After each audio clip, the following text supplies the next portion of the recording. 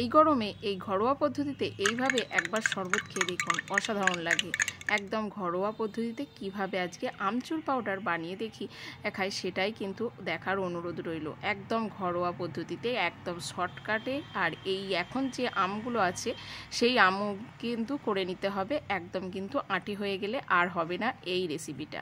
তার জন্য এখানে 1 কেজি মতো আমি আম নিয়ে নিয়েছি। আমটাকে বেশ ভালো করে কিন্তু এখানে ছুলে নিতে হবে। আর এখানে বলে রাখি, আমি সুস্মিতা, মায়ের হেসেলে আপনাদের স্বাগত জানাই। আজকে প্রথমেই বলা হয়নি, এত সুন্দর একটা রেসিপি আপনাদের সঙ্গে শেয়ার করতে চলেছি। একবার খেলে কিন্তু বারবার খেতে ইচ্ছা করবে এই শরবতটা। আর দেখুন কত সুন্দরভাবে আমি আমগুলো কেটে নিয়েছি। আর আমের খোসা কিন্তু অনেকটাই পরিমাণে বাদ দিয়ে দিতে হবে। এবার একটা পাত্রের মধ্যে আমি লবণ দিয়ে দিলাম 1 চামচ মতো। এবার আমি যে আম নিয়েছিলাম সেই আমটা কিন্তু এতে ভিজিয়ে রেখেছিলাম, আর একে একে কিন্তু আমগুলো এইভাবে কেটে নিয়েছিলাম। এবার একটা কুলোর ওপর নিয়ে নেব এই ঝাঁঝরির একটা গেটারের মধ্যে করে এইভাবে কিন্তু আমি আমটাকে ছিলে নেব।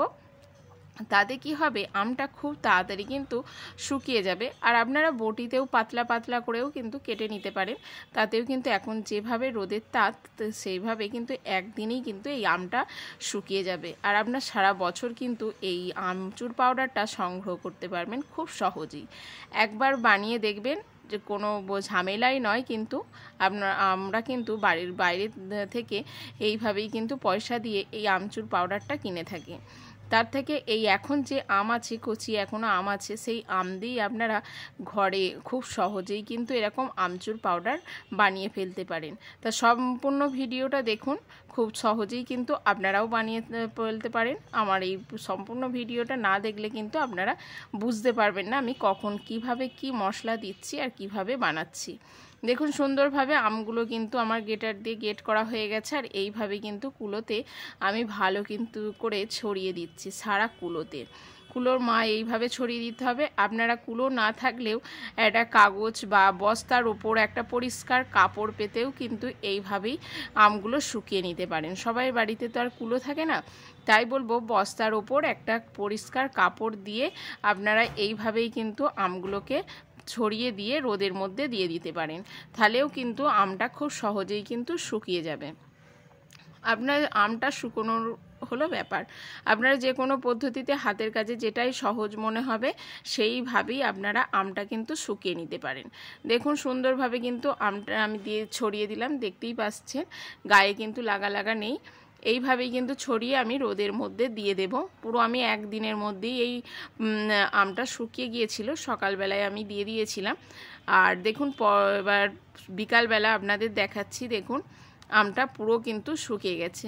বিকালবেলা বলতে এটা তারপরের দিন সকালবেলা আমি একদম একটু রোদে একটা দিয়ে দিয়েছিলাম, যেহেতু রাতে কিন্তু এটা যদি ঘরে রেখে দেন কিন্তু এই শুকনোটা একটু থাকে না, একটু ভিজে ভিজে ভাব হয়ে যায়। ওই জন্য পরের দিন সকালবেলা আর একটু রোদে দিয়ে আপনাদের বেশ একটু খড়খড়ে অবস্থায় কিন্তু দেখিয়ে নিচ্ছি।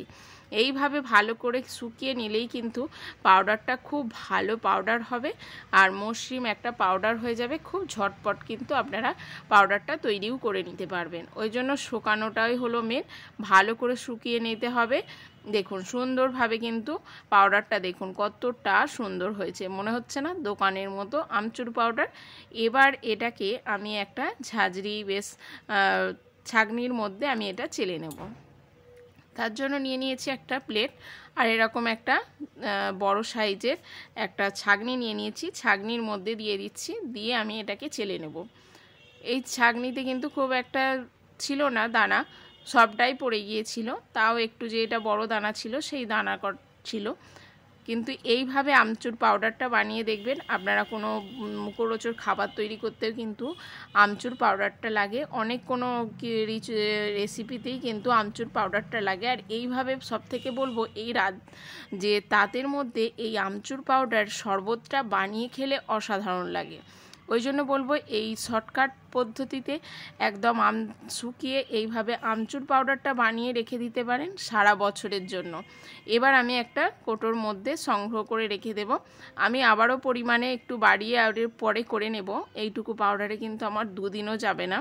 দেখুন আপনাদের শরবত বানিয়ে দেখাচ্ছি, কত সহজেই কিন্তু ঘরোয়া পদ্ধতিতে শরবত বানাচ্ছি। তার জন্য নিয়ে নিয়েছি 1 চামচ আমচুর পাউডার আর হাফ চামচ বিট লবণ, আর দিয়ে দিয়েছি 1 চামচ ওই গুঁড়ো করা চিনি। সেটা ভালো করে এবার ফ্রিজের ঠান্ডা জল দিয়ে আমি এখানে শরবতটা বানিয়ে নিচ্ছি।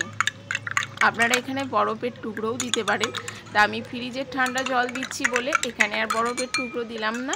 এবার ভালো করে একটা চামচ দিয়ে কিন্তু এখানে বেশ মিশ্রণটা করে নিতে হবে। দেখুন শরবতের কালারটাও যেমন দেখতে হয়েছে আর খেতেও কিন্তু অসাধারণ হয়েছে। এইভাবে বানিয়ে নিন আর বাড়ির সবাইকেই তাদের মধ্যে দিয়ে দিন, খুবই ভালো লাগবে। বাড়ির লোক কিন্তু খুবই টেস্টি করেই খাবে। আর সম্পূর্ণ ভিডিওটা দেখার জন্য ধন্যবাদ, ভালো থাকবে।